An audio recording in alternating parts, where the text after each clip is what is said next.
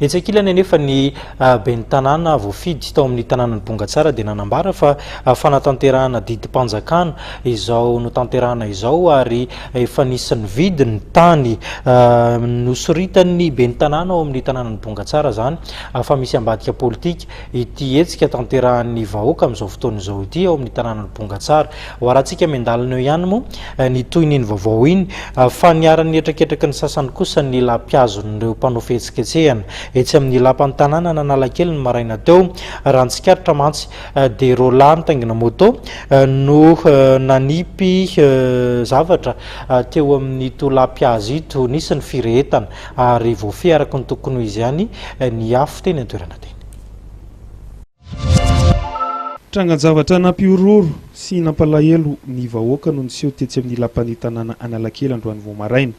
Nisy nanapoaka tamin'ny cocktail Molotov ny estrade tetsy amin'ny parvian'ny lapan'ny tanàna.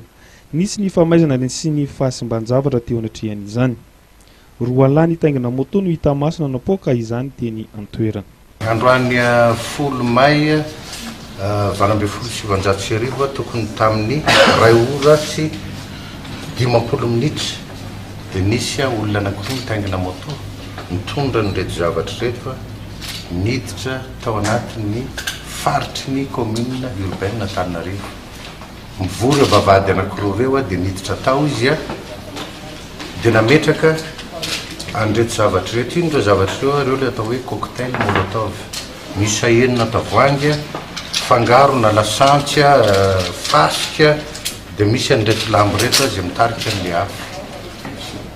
Minitra vitsy monja satria ny mpitandro filaminana dia mipetraka eny rehetrarehetra eny zany na amin'ny alina na amin'ny atoandro mijery an'izay fanaovana fandikan-dalan'izay dia nahita an'ireto zavatra reto nirehatra teo amin'ny estrade teo dia natao moa famonoan'afo dia mety eo amin'ny 2 metatra toradonga amba ny zavatra may teo nanodidina teo misy an'le saina kely ary aloharia sy le teo amin'ny faritry ny estrade teo. Nanamafy ny jeneraly Rakotondrazaka Andry fa ny mpitandro filaminana dia manao fisafona ary mitoetra eny rehetra eny na andro na alina ka noho izay indrindra no nahitana aingana ny zava-niseho tetsy amin'ny lapan'ny tanàna ka tsy ny taran'ny afo. Efa nisokatra ny fanedidina ka ny cellule mixte izay ivondrona ny zandary, polisy ary miaramila no mandray an-tanana ny Raha. Efa eo am-pikaroana ireo lahy tompon'antoka ihany koa ireo mpitandro filaminana amin'izao fotoana izao.